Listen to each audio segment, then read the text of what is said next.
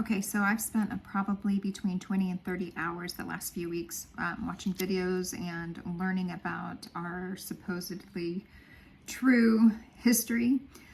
So I'm going to go over that because that's going to set the stage to help us understand that we're living in a matrix, that there's basically two of everything, two governments, two of us in terms of identity. And so I'm going to kind of set the stage and then I'll go in deeper about the implications of that.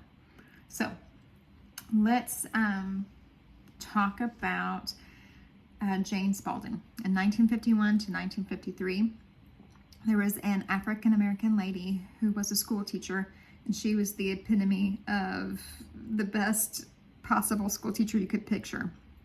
And everybody loved her. The United States offered her the head of the education department position, but the deal was she needed to convince all 50 states to buy into a standardized education with state funding. Okay, so she went around from state to state. It took about 2 years, and when she got the 50th state to sign on, they gave her the job.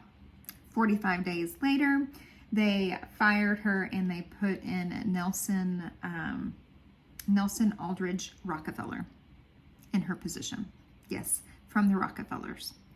If you think Rockefellers are good people, not so much. That's a whole nother rabbit hole you can go down.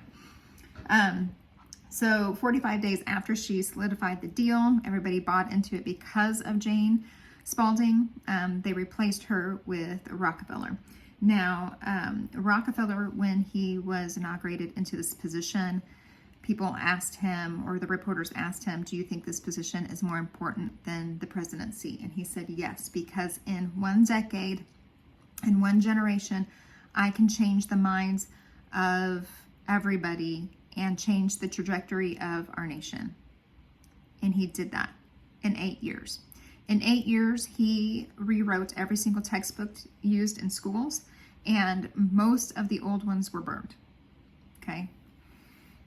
So our true history really lies within the Library of Congress and those national archives that we have.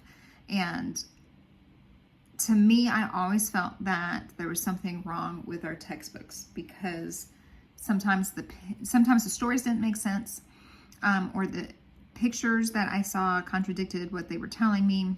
Things just didn't sit right. And I have a really good radar, my LiDAR, that can really tell me when something is true and when something's not. Okay, so I believe that this is probably true, that most of our textbooks, what's in it is propaganda. Now, what's interesting is that Rockefeller also, not this Rockefeller, I think his grandfather, was over all of the med schools and had his hands in all of the med schools. So everything that is being taught in med schools was because of him. And he was the one that said that all chiropractors, all naturopaths, everybody were cuckoos, that they were snake oil salesmen. And he was pushing pharmacy and pharmaceuticals. And what did the pharmaceuticals use? Well, he used oil, and he was an oil tycoon, so he profited from that. So we could keep going down that rabbit hole, but what I'm trying to show is that what we have been taught, not only in our schools, but in our hospitals, in all of our organizations, even of our police, all of that has been tainted. It's not really true, okay? So what I'm going to tell you has come from somebody who spent 2 years in the National Archives and the Library of Congress, piecing things together and looking at letters being sent to people and pictures and trying to get the full picture of our history. Now, I'm not going to go through the whole thing because it will make your head spin. It's making my head spin even thinking about it. So I am just going to start with what's important, and I'll touch on the highlights. So our country has supposedly 3 constitutions. most people just know about one or even two. I don't even really know about the third very much. But our first Constitution, we all know, was written in 1776, and 1777 it was ratified in 1778. Okay, so that's when our first Constitution was created. It was created with the greatest minds and God's hand, and you can see God's hand throughout the whole of all the documents that were created in this time, including the Constitution.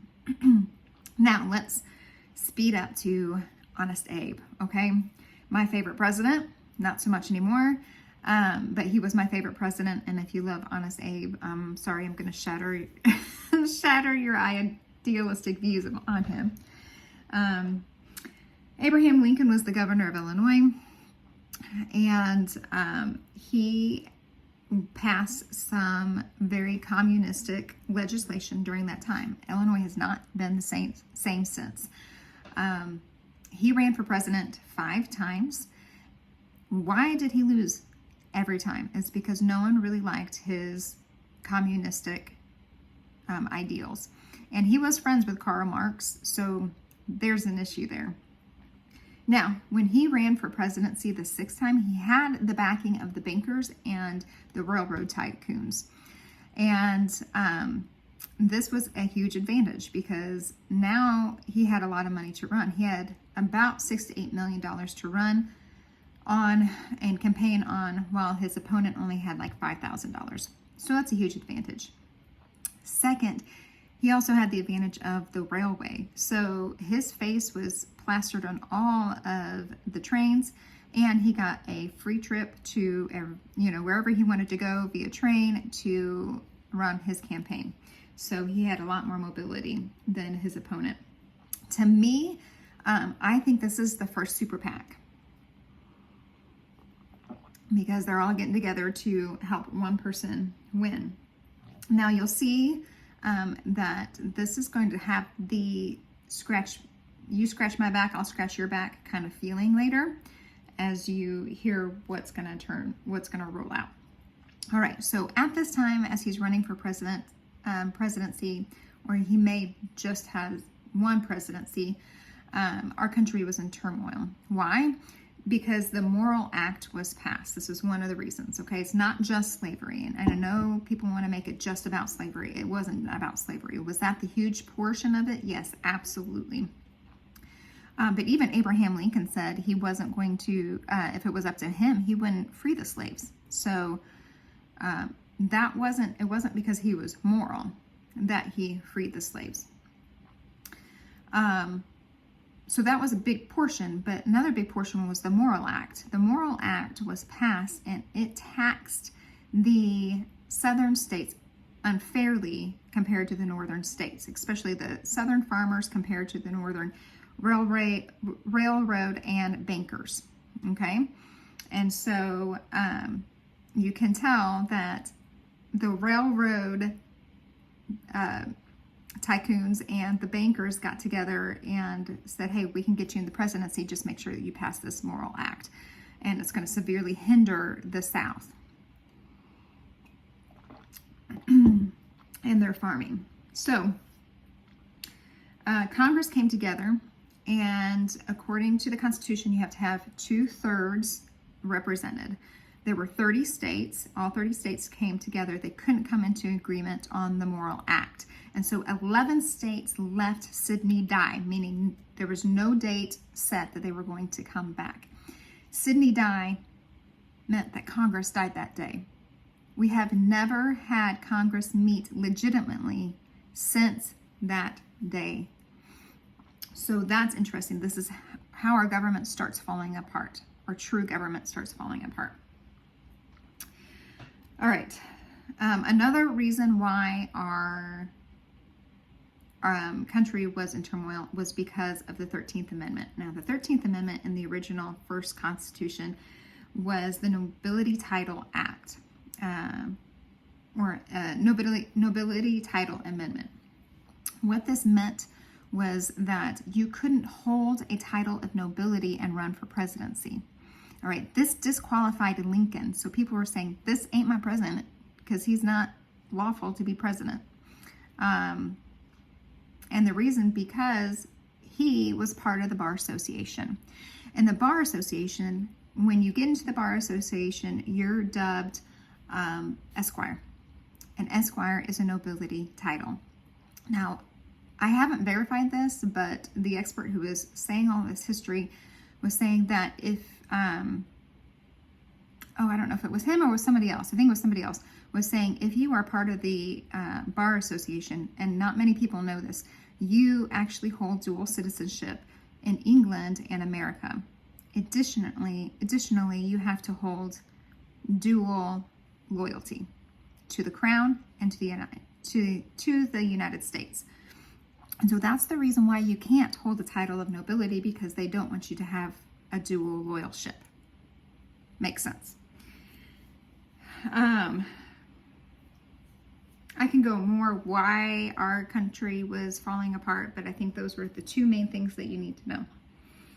All right, so Abraham Lincoln at this time, when all of this was going on, he was elected as president in 1860. He signed our very first EO in our whole country. Very first executive order he signed. All right. What it did was it bankrupted the United States. The second one starts setting up another government that looks an awful lot like a corporation. All right, everything starts appearing in capital letters, and if everything's in capital letters, like you see in your mail, when your name is all in capital letters, or on your birth certificate or something official, your name will appear in capital letters. That means it's corporate. Okay, and so he starts creating a corporation or something that looks like a corporation. One of his very first executive orders sets him up as the commander-in-chief of the army. So he was our very first commander-in-chief of the armies. In 30 days, I think he signed 100 executive orders. So that's crazy. And it wasn't because we're in a civil war. He was setting up another government in the disguise of, I need to have all these executive orders because I need to make decisions quickly for the war. I think he was using that as a cover. That's just my personal opinion. And so why did he sign our very first executive order? Countries don't have executive orders because they don't have executives. Companies do. Corporations do. And so it was very interesting that he created this executive order. Additionally, countries don't make their own rules like that. Corporations do. And executive orders allow you to make your own rules. So that is very interesting when you start kind of piecing that together. All right, so,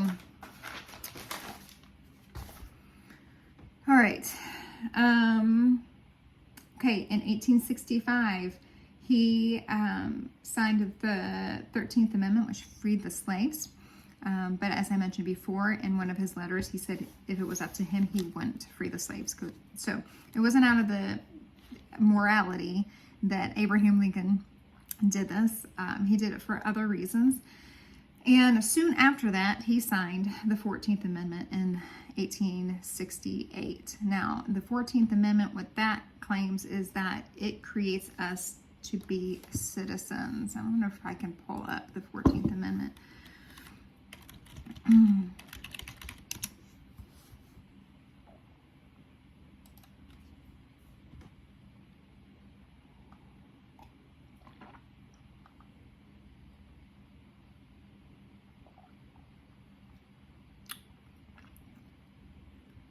Oh, I can't read it because it is just a picture of it.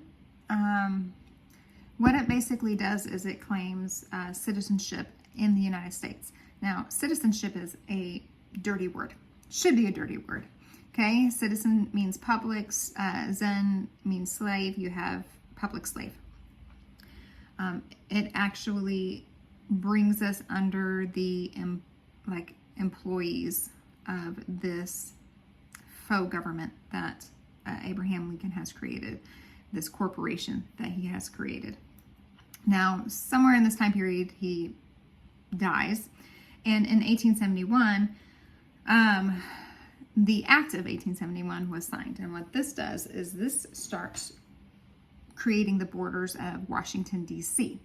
and the rules in Washington, D.C. Actually, one of the first executive orders starts kind of forming Washington, D.C. This actually kind of starts forming the rules around it. So it says that all politicians need to live inside the bounds of Washington, D.C. They cannot accept bribes before they get into office, but after office, So it really actually doesn't say that you can't accept bribes after you get into office, which is makes things make a whole lot more sense now. All right, so I think, and this is where things get a little fuzzy, I don't know when the second Constitution was written. Now, it is said, and some people said they have the first Constitution like a pocket handbook, and I haven't been able to locate it, so I don't know. So these are things that we need to figure out. So you have the first Constitution, which is the Constitution of the for the United States of America, and everything is in capitals and lower cases. Okay. The second Constitution is written like it is a corporation, so everything is capitalized. The Constitution of the United States, and I don't think anything else after that. No America. Okay. That's why I believe that Trump really pointed out, make America great again. He wanted to bring America back into what it should be. It was left off of the second Constitution. He wanted to bring it back into the fold. That's what I believe. That's what my intuition is saying. So now we have these two governments. We have this de jure government that was created with God in mind. God's hand was on it. It was the original Constitution. And then you have the second Constitution that I heard was done in Philadelphia at the dead of night, with no announcement that it was done. So that's kind of shady. When that was done, I'm not sure. But that's when I think the title amendment was rewritten to be the 14th Amendment that we know now of the citizenship. Again, fuzzy. If I don't have both to compare, it's hard for me to be confident in that. But we have a de jure government, and then you have a de facto government. De facto means it's void of facts. And a good scenario or a good example is, let's say I owned a pizza shop and I was selling pizzas, and people would come in and they'd buy themselves some pizza. And then I go bankrupt and I don't tell anybody, but I go back to my store and there's a line outside my door waiting to get pizza. So I open up and I start making pizza and I start collecting their money. But they don't know that I'm not a business anymore, that I'm bankrupt. Similarly to what has happened now, we don't know that we have this faux government that's kind of grown into this hairy monster that does whatever it wants to do. So, all right, so where do we go from here? Okay, I think I'm gonna touch on this a little bit. So now we have this illusion of government, all right? Now they can do whatever they want to because they're a corporation, can make their own rules. So in the 1900s, we flood our nation or our economy with a whole bunch of money. This creates the roaring 20s. Things are awesome, right? Then comes the crash, and this was designed to take the money and the property away from the people. And so the Great Depression occurred and the government seized money and property. So while this was going on, okay, so that was 1900 to like the 1930s. While this was going on, it's really important to get this piece in it because this really shows their, that this was really planned out and planned out well. And they rolled it out slowly. So in 1908, Edward Mandell House, who was a oil tycoon, got together with, I think, 5 other bankers on Jekyll Island. and they came together and they wanted to create the Federal Reserve. And so they created the Federal Bank. Now, what's also interesting is that it has been said that they couldn't convince some other bankers that they wanted to agree to the Federal Bank. In 1912, whenever Titanic was, 1912, 1914, if you look into that, the conspiracy surrounding the Titanic, that's very interesting. So I'm just going to dive into that a little bit. So with the Titanic, it had a sister ship, the Olympia. They were being built at the same time. The Olympia had some really bad first goes and got hit several times, and they could never collect on the insurance money. She was injured so badly that she couldn't go out to sea again. So they had this really expensive brand new ship that can't go anywhere. So there were lots of letters and archives of workers and people in the area claiming that they saw them take off like the bolted Titanic name and put it over the Olympia and dress up the Olympia. During this time, the workers, there was a lot of workers that are like, I am not working on the ship because I've been here before. I know the ship. It is not fit for sailing. It has a different name, but I'm not going to go on it. So anyway, they get people on it, including bankers. Now, the bankers who are involved in this federal deal actually had reasons to get off of the ship before it embarked on its journey. The ones that were still on the ship were the three that did not want the Federal Reserve. It's very interesting. I believe they knew the ship was going to go down. They had a very bad coal shortage at this time, but White Star had sent out a ship that was completely empty 3 days before Titanic was supposed to end up like going to the bottom of the sea. They let it sit there for 3 days, and all it had on there were blankets and sweaters. But the ship ended up getting off course and sinking at a different location, and therefore a lot of people died on that ship. And it is said now that they won't let you go down there because they do have pictures of the bolted letters of Titanic falling off, and underneath it you can see the words Olympia underneath it, or a few of the letters. So I don't know, it kind of fits together. So just think about that. So that was like 1912, 1914, and then the letter from Edward Mandell House, you know, he was our tycoon back in 1908 that created this Federal Reserve with the bankers. He wrote this letter. Ooh, I don't know if I can pull it up.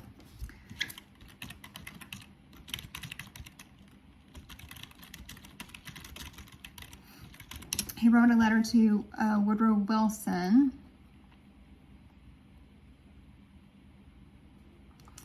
That talks about how they can, it's not pulling up right away, so I'll see if I can get a hold of it. It is a disgusting letter. It talks about how they can perpetually fund government by creating a buy-in for Americans for their Social Security, and that they cannot work or feed their families or do anything without this number. And so effectively he created the idea of Social Security and income taxes, and us paying into the income tax thinking we're going to get something out. And he actually calls us cattle, that we are basically useless cattle and that we might as well work for them. Shortly after that, Wilson got into the presidency. Shortly after that, Social Security numbers came about, and I think that was 1934 or something like that. And then birth certificates came out shortly after that, like 1936. I might have my days. I think I might have a few years off of that. All right, so I'm going to stop right now because we're at 25 minutes on the history. That is the history side. Now I'm going to go into birth certificates because that sets up are dual personas.